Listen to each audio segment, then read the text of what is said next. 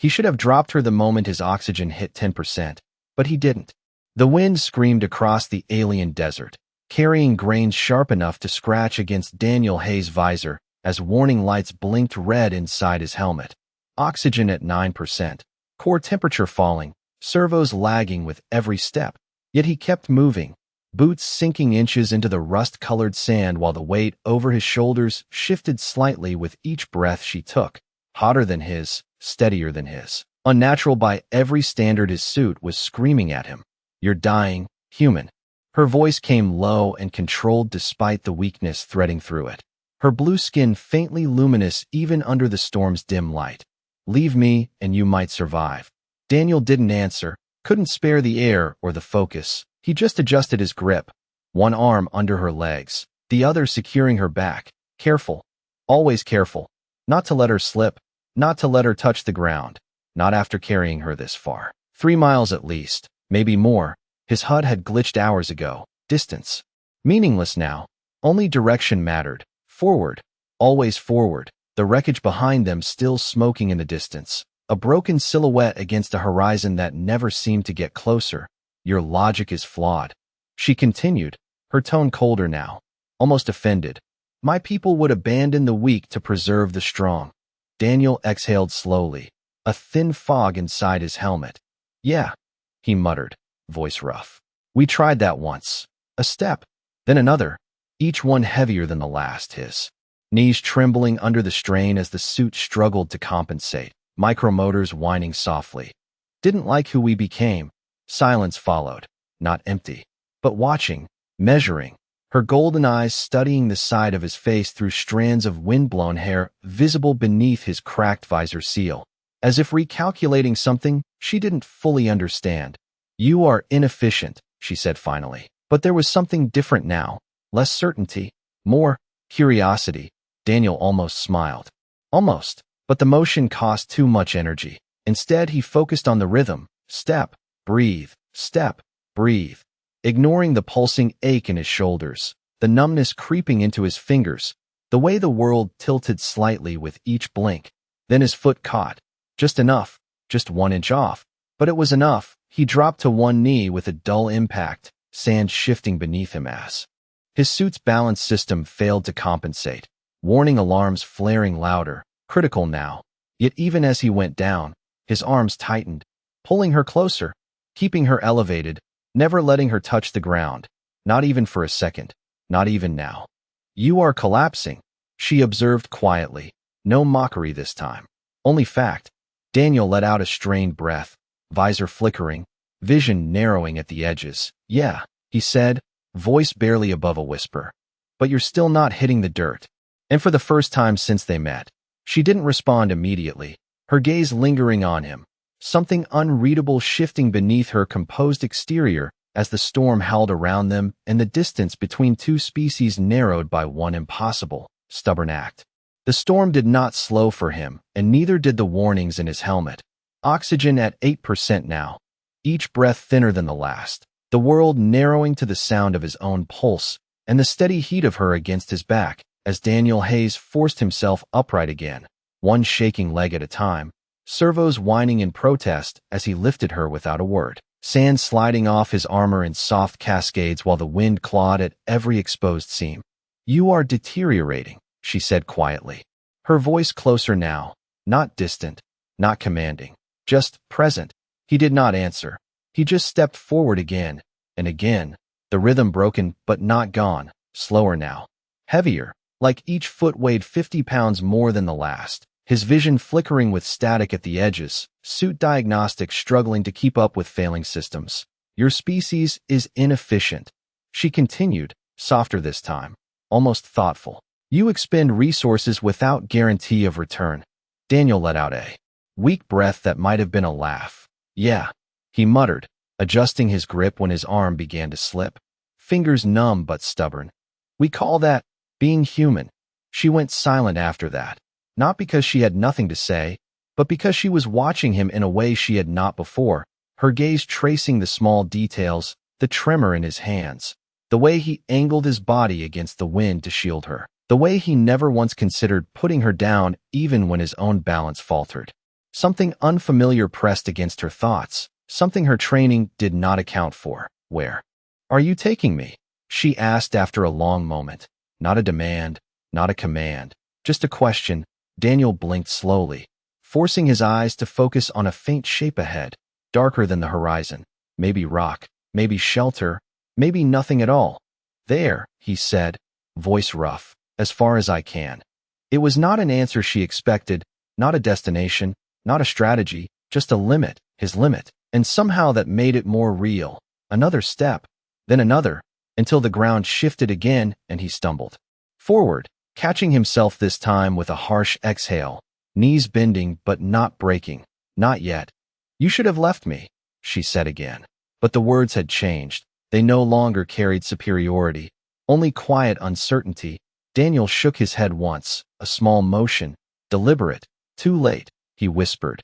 Been carrying you for miles. The wind howled louder, as if testing him, as if waiting for him to stop. But he did not, even when his suit dimmed further, even when his breathing grew shallow and uneven, even when his steps shortened to inches instead of feet, until finally the dark shape ahead became clearer, jagged rock rising out of the sand like a broken wall, partial shelter from the storm. Not much, but enough, maybe enough. Daniel took one more step toward it, then another, and then his legs gave out again, this time slower, controlled, as he lowered himself carefully to the ground, still holding her above the sand, still refusing to let her fall, even now, even here. And for a moment neither of them spoke, the storm roaring around the small space they had claimed, until she moved, just slightly, her hand lifting with effort to rest against the side of his helmet, her touch warm, steady, and for the first time her voice carried something entirely new, something softer than command, quieter than pride. Human, she said, and paused, as if the word itself meant something different now. What are you doing? Daniel closed his eyes for a brief second, gathering what little strength he had left, just making sure, he murmured. You make it. And in the silence that followed, something shifted again, not in the storm, not in the battlefield behind them, but in her, something old cracking, something new beginning, something that had never existed in her world before. The rock did little to stop the wind, but it was enough to break its teeth, enough to turn the screaming storm into a low, constant pressure that pressed against Daniel Hayes' failing suit as he leaned back against the jagged surface, breath shallow, visor dimming to conserve what little power remained, oxygen at 6% now, each inhale thinner, each exhale slower, yet his arms never loosened around her, not even an inch, not even when his fingers trembled uncontrollably. You cannot continue, she said, but there was no command in her voice anymore, only observation, careful and precise, as if she were studying something fragile for the first time. Daniel tilted his head slightly, resting it against the cold surface behind him, was not planning to. He murmured, forcing a faint smile that she could not fully see but somehow understood anyway. The silence between them stretched, not empty, but full of something neither of them could name, her hand still resting lightly against the side of his helmet, feeling the irregular rhythm beneath, faster than it should be, weaker than it should be. Your body is failing, she said softly, and this time it sounded less like a statement and more like concern, a concept that felt foreign even as she spoke it. Daniel let out a quiet breath. Yeah, he said, that happens. A pause, then he added. You are still good though. She did not respond immediately, her gaze lowering, following the line of his arms, the way he held her. Elevated even now, even when it would have been easier to let her rest against the ground, easier to let gravity take over, easier to give up just a little, but he did not, and that refusal unsettled something deep within her, something her people had never valued, never needed. Why? She asked again, but the word came differently this time, slower, uncertain. Why do you preserve me at the cost of yourself? Daniel closed his eyes briefly, gathering what little clarity he had left. The answer was simple, almost too simple. Because you are alive, he said, as if that explained everything. And for him, it did. She stared at him, searching for hidden meaning, for strategy, for calculation, but found none. Only a truth so direct it felt almost incomprehensible. The storm shifted slightly, the wind easing for just a moment, And in that brief calm she noticed something else. The faint signal pulsing from his suit.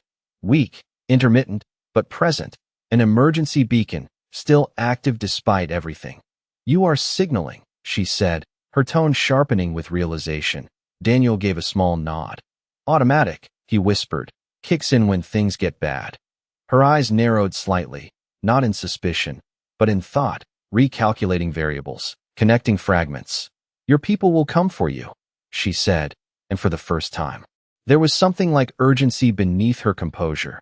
Daniel's lips parted slightly as he drew in another shallow breath. "Maybe," he said. "Maybe not." His voice faded at the edges, exhaustion pulling him under in slow, steady waves. But still, his grip did not loosen. Still, he held her above the ground, as if it mattered more than anything else. As if it was the only thing left he could control. She watched him. Really watched him now. Not as a human, not as an enemy, but as something else. Entirely, something her world had no word for. And in that moment, as the storm began to thin and distant light flickered far above the clouds, something shifted again, deeper this time. Irreversible, she moved carefully, adjusting her weight not to escape his hold, but to support it, to reduce the strain on his failing arms. A small change, almost imperceptible, but intentional. And when she spoke again, her voice carried a quiet certainty that had nothing to do with rank or power. "Then I will ensure they do," she said, not as a command to him, but as a promise to herself. As the faint glow in the sky grew brighter, still distant, still uncertain, but no longer nothing. And for the first time since the storm began, the future did not feel entirely out of reach. The light above the storm did not belong to the sun. It pulsed instead, faint and deliberate, cutting through the thinning clouds in slow intervals as Daniel Hayes struggled to keep his eyes open, his visor flickering between clarity and static while oxygen dropped to 5%, and every system in his suit whispered the same quiet truth. Time was running out, yet his arms still held her, still refused to yield. Even as his strength drained in steady, unavoidable waves. "Your signal is weakening," she said, her voice steady but closer now, no longer distant or detached, her hand still resting against his helmet as if anchoring him to something real. Daniel swallowed hard, throat dry, breath shallow. "Everything is," he murmured, his voice barely carrying over the softened wind. The storm had begun to lose its edge, the air less violent now, but the cold remained, seeping through fractures in his armor, numbing muscle, slowing thought. She shifted slightly again, careful, intentional, redistributing her weight so that less strain fell on his arms. A subtle adjustment, but one he felt immediately, a fraction of relief that allowed him to breathe just a little easier. "Why do you resist failure?" she asked, her tone quieter than before, not questioning his logic, but trying to understand it. Daniel let out a slow breath, eyes half-lidded, focusing on the distant glow above them. "Because stopping," he said, pausing as his chest tightened, "means you do not get back up." She considered that, her gaze moving from the failing indicators on his suit to the rigid way he still held her elevated, even now, even when it would cost him everything. And something inside her shifted again, something that had no place in the system she had been raised within. "In my world," she said slowly, "those who cannot stand are left behind." Daniel gave a faint, almost amused exhale. "Yeah," he whispered, figured. The light above grew stronger. No longer a flicker but a defined presence, shapes beginning to form within it, distant silhouettes, moving with purpose. Her eyes tracked it immediately, calculating, recognizing patterns long before he could. But she did not speak of it yet, not immediately. Instead she looked back down at him, at the human who had carried her across miles of hostile terrain with no promise of survival, no expectation of reward, only a simple, stubborn refusal to let her fall.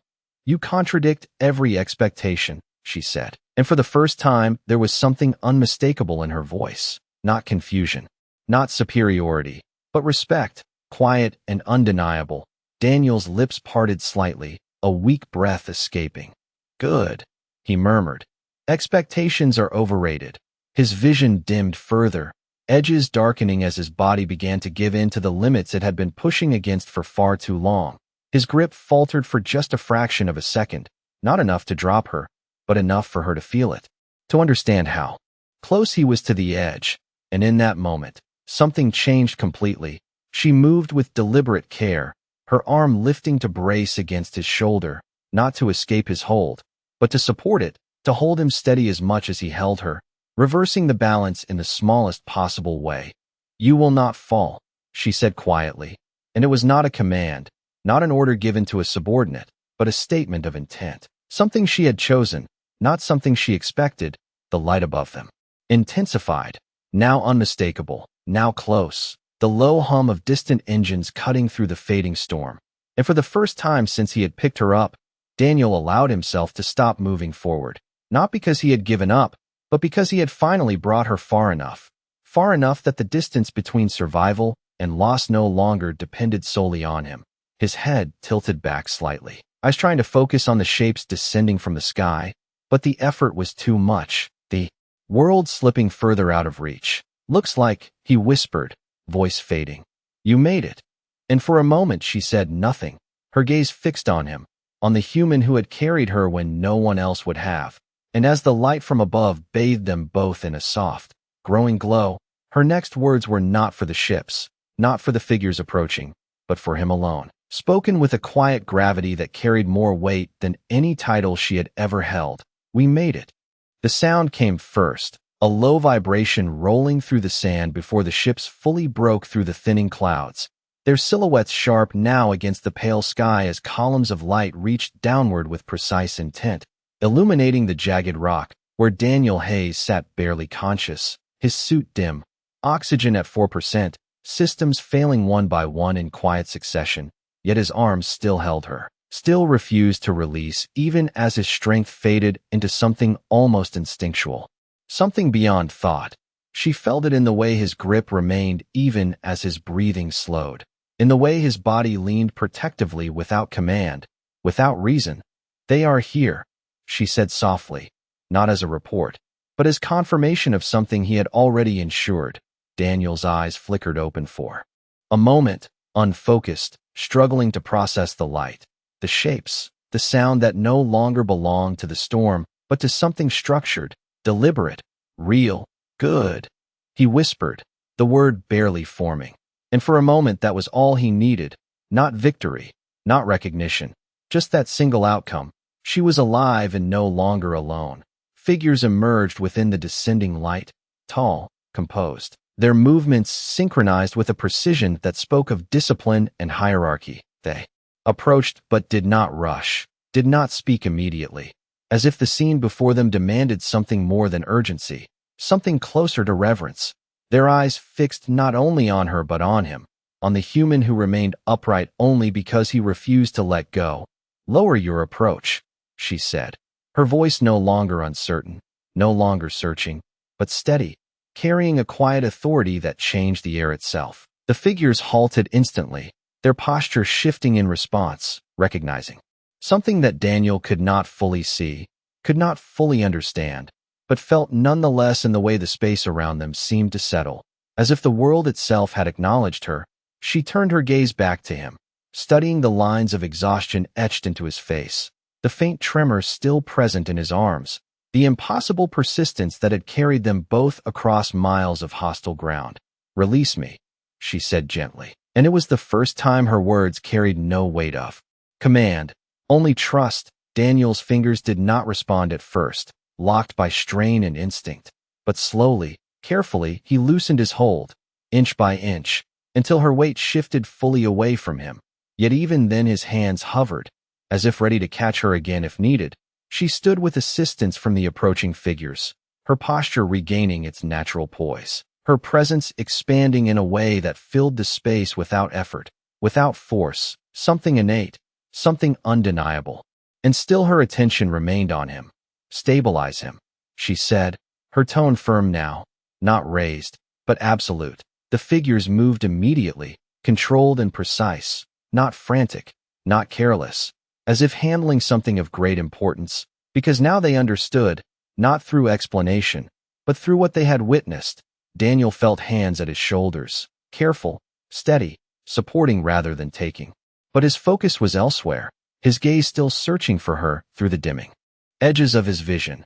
"You made it," he murmured again, quieter this time, as if the words themselves were the only thing holding him to the moment. She stepped closer, closer than protocol would have allowed, closer than her position required, and for the first time since the sky had opened above them, she lowered herself slightly to meet his gaze, not above him, not distant, but level, present. "You carried me when no one else would," she said, her voice calm, but carrying a weight far beyond the words themselves, something deeper than gratitude, something closer to recognition. Daniel's lips parted slightly, a faint breath escaping as his strength finally gave way, the tension leaving his arms, his shoulders, the effort he had held for so long dissolving into stillness. And as the light around them grew brighter, as the figures moved with quiet efficiency to secure him, to preserve what he had nearly given everything to protect, she remained where she was for one moment longer, watching him, memorizing something she had never been taught to value. And as his eyes finally closed, not in defeat, but in completion, she spoke once more, not to her people, not to the sky, but to the human who had changed something within her that could not be undone. "Then I will carry what you have shown me." The interior of the transport was silent in a way that felt intentional, not empty but controlled, as soft white light traced along smooth metallic walls and the steady hum of advanced systems replaced the chaos of the storm. Daniel Hayes lay motionless on a raised medical platform, his armor partially removed, revealing the stillness beneath it as instruments monitored each shallow breath. Oxygen stabilized now, but fragile. Every system in his body slowly being guided back from the edge he had pushed beyond. She stood a few feet away, upright, composed, yet unmoving, her presence filling the room without effort while the others around her worked with precise efficiency, none speaking unless necessary, none questioning, because they understood exactly who she was. But what they did not understand was why she had not moved on, why she remained here instead of returning to command. Her gaze rested on him, not as one would observe a subject or a subordinate, but as one studies something rare, something that had altered the very framework of expectation. "His condition is stabilizing," one of the attendants said, voice low, respectful. "He will recover." She gave a small nod, but did not look away. The words registered, but they were not what held her attention. It was the stillness of his hands now resting at his sides, no longer straining, no longer holding. And yet she could not separate that image from the memory of how they had refused to release her, how they had carried her weight across miles without hesitation, without demand. "Leave us," she said quietly, and the room responded instantly, the attendants withdrawing without question, the door sealing with a soft sound that left only the low hum of life support systems and the quiet rhythm of his breathing. She stepped closer then, her movements slower than before, deliberate, as if crossing a boundary that had not existed until now. She stopped beside him, looking down at the human who had defied everything she had been taught about strength and value. Her hand lifted slightly, hovering above his, not touching at first, as if uncertain, as if the act itself required consideration. Then finally, gently, she placed her fingers against his, her skin warmer, her touch steady. "You should not have survived," she said softly, but there was no judgment in it, only recognition of the truth he had ignored. Daniel did not respond. Of course he did not. But something in his breathing shifted slightly, a subtle change, almost imperceptible, yet enough to draw her focus closer.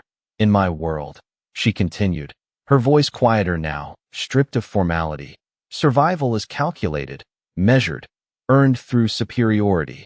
Her gaze lowered, tracing the faint lines where his armor had pressed into his skin, the marks left behind by effort rather than dominance. "What you did has no place in that system." A pause followed, longer this time, as if the weight of that realization required space. Her fingers tightened slightly around his, not enough to disturb, just enough to acknowledge. "And yet," she said, almost to herself, "it preserved me." The words settled into the silence, heavier than any command she had ever given, because they carried something entirely new, not authority, not expectation, but change. Something fundamental shifting beneath the surface of everything she had known. She remained there, not moving, not leaving, as the steady rhythm of his breathing filled the room. And for the first time since the storm, since the battlefield, since the moment he had chosen not to abandon her, she allowed herself to feel the full weight of what had happened, not as a ruler, not as a symbol, but as something simpler, something more human than she had ever understood before. And as her grip remained lightly around his hand, she spoke again, not as a command, not as a declaration, but as a quiet acknowledgement that carried further than any order ever could. You carried me when I had no worth to give you. Her voice softened, almost fading into the hum of the room. Now I must understand why that mattered. The room did not change, but something within it had. The quiet no longer felt like absence, but like space waiting to be filled as Daniel Hayes remained still beneath the soft white glow. The steady rhythm of monitored breathing, the only sign that the line he had walked so closely had not been crossed. She had not moved far, not really, only a few steps back now, her posture restored, her presence once again unmistakable. Yet there was a difference, subtle but undeniable, as if the weight she carried now was not visible but deeply felt. The door behind her opened with a muted tone and several figures entered, their movements precise, their eyes lowered in immediate recognition.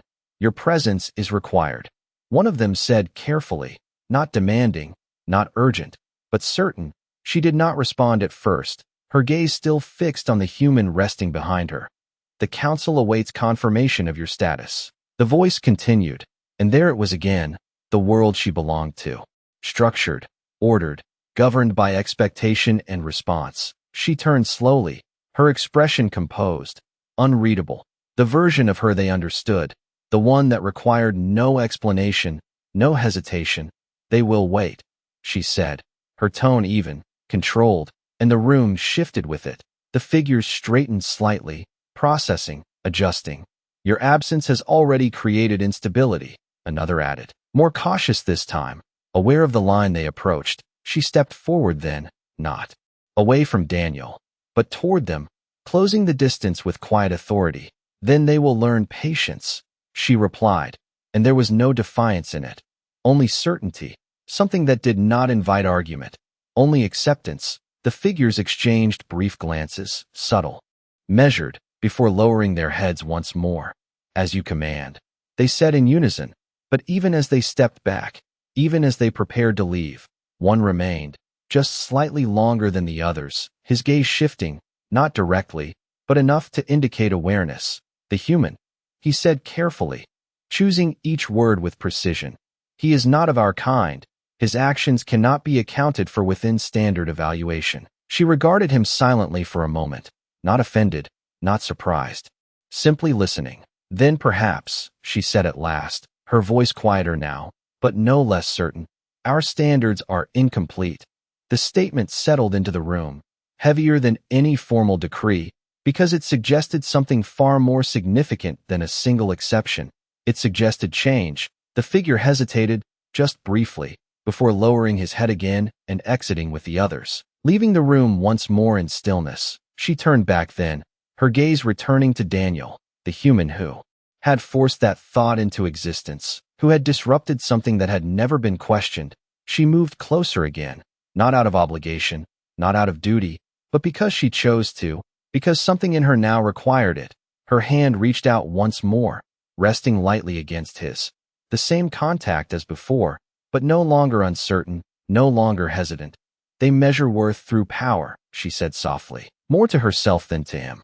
Through what one can command, what one can take, what one can endure. Her fingers tightened slightly, not enough to disturb him, just enough to anchor the thought. But you, she paused, searching for the right word, the right definition for something that did not fit into anything she had known. You carried, she finished, and the simplicity of it held more meaning than any complex system she had ever been taught. The monitors beside him continued their steady rhythm, unchanged, consistent, yet everything else felt different, and as she remained there, standing between the world she had always known and the one that had just revealed itself through him, she spoke one final time, her voice low, steady, and certain in a way that carried far beyond the room itself. If strength cannot explain you, then strength is not enough. The chamber they brought her to was vast and silent, its high walls lined with figures who did not speak, but watched, their presence heavy. With expectation as light filtered down in cold, measured beams, she walked forward alone, her steps steady, her posture unbroken, every movement returning to the role they understood, the one she had carried long before the storm, long before the human. Yet something in her gait had changed, subtle, almost imperceptible, but real. The council stood in a semicircle ahead, their forms elevated slightly above her, a design meant to remind all who entered of hierarchy, of order, of who decided what mattered. "You have returned," one of them said, voice calm, controlled. "We have," she replied, not correcting the plural, not separating herself from what had happened. The pause that followed stretched longer than protocol allowed, and they noticed. Of course they did. "Your recovery was unexpected," another added, carefully choosing words that did not admit uncertainty. She held their gaze without flinching. "It was ensured," she said, and that was when the shift began, not in sound, not in movement, but in attention, by your guard unit. One of them suggested, already attempting to fit the event into known structure. She shook her head once, a small motion, but one that carried weight. "By a human," she said, and the words settled into the chamber like something foreign, something misplaced. A ripple of silent reaction passed through the council, subtle, restrained, but undeniable. "A human," another repeated, slower this time. "You are stating that your survival depended on an external species of inferior classification." She did not react to the phrasing, did not challenge it directly. Instead, she stepped forward slightly, closing the distance in a way that altered the balance of the room. "I am stating that my survival depended on a choice," she said, her voice steady, clear, "one that your classifications do not account for." Silence followed. Deeper now, more attentive. "Explain," the first voice commanded, not harsh, but firm. She considered for a moment. Not because she did not know, but because she was translating something that had never needed words before. "He had no obligation," she began, "no advantage to gain, no directive to follow, no expectation of return." Her gaze did not waver. "And still, he carried me across miles of hostile terrain while his own survival diminished with each step." The council remained still, processing, calculating, searching for familiar patterns that were not there. "Then his actions were inefficient," one concluded. The statement precise, logical, incomplete. She tilted her head slightly, studying them in the same way she had studied him, recognizing now the limits of what they could see. "Yes," she said quietly, and for a moment it seemed she agreed, until she continued. "And yet they succeeded where efficiency would have failed." That was when the silence changed, not empty, not passive, but unsettled. "You are proposing that deviation from optimal strategy resulted in preservation," another said, the words slower now, less certain. "I am stating that what you define as optimal is insufficient," she replied, and there was no challenge in her tone, only clarity, something grounded not in theory but in experience, something they could not dismiss because it stood before them, alive, undeniable. "Then this human represents an anomaly," the first voice said, seeking resolution. She shook her head again, more firmly this time. "No," she said. "He represents a variable you have chosen to ignore." Her words settled into the chamber, not loud, not forceful, but impossible to disregard. And for the first time, the council did not respond immediately, because for the first time, they did not have an answer ready. And as she stood there, no longer simply a figure within their system, but something that had stepped beyond it, her final words were not a command, not a decree, but a quiet shift in direction that would ripple far beyond the room itself. "If you cannot measure what saved me," she said, "then you do not yet understand what strength truly is." The medical room felt smaller now, not because the walls had moved, but because the silence inside it carried something heavier than before. Daniel Hayes stirred for the first time since the storm, not fully awake, not fully aware, but present enough for the monitors to shift in response. His breathing deepened slightly, uneven but stronger than before, and across the room she turned the moment it happened, as if some part of her had been waiting for that exact change, not as a ruler tracking a status report, but as someone who had not truly left since the moment he arrived. She stepped closer without hesitation, the distance between them closing in quiet, deliberate steps. "You are returning," she said softly, not expecting an answer, not requiring one. His eyes opened slowly, the light unfamiliar at first, the ceiling. Above, smooth and distant. Nothing like the sky he remembered, nothing like the storm. His gaze shifted, searching, until it found her, and for a brief second there was confusion, then recognition, not of her title, not of her status, but of the one thing that mattered. She was still there. "Hey," he whispered, voice rough, barely carrying. But enough. She inclined her head slightly, the smallest acknowledgement, yet filled with meaning. "You remained," she said, and it was not a question. Daniel let out a faint breath that might have been a laugh. "Guess so," he murmured, his body still heavy, still recovering, but no longer on the edge, no longer slipping away. A quiet settled between them, not awkward, not empty, but full of everything that had already been said without words. She studied him for a moment, not clinically, not distantly, but with a clarity that had replaced the need for analysis. "Your actions have altered more than your own survival," she said, her tone steady, yet carrying something deeper than before. Daniel blinked slowly, trying to process, but the effort was not necessary. He did not need to understand the scale of it, only the result. "You made it," he said again, because for him, that was still the only outcome that mattered. She held his gaze, and for the first time, there was no distance in it, no hierarchy, no separation of species or status, only recognition. "Because you did not let me fall," she replied, and the words settled between them. With quiet weight, he shifted slightly, a small movement, testing the strength returning to his body, then stilled again. "You are important, right?" he asked after a moment, not as a challenge, not as a realization of what he had done, but as a simple observation finally catching up to him. She considered the question, not the title behind it, not the power it implied, but the meaning it carried now, after everything that had happened. "I was," she said, and the answer was calm, certain, yet changed in a way that could not be undone. Daniel frowned slightly, not fully understanding, but accepting it anyway, because he did not need the details. He never had. His eyes began to close again, not from weakness this time, but from the pull of rest he had earned, and as the silence returned, softer now.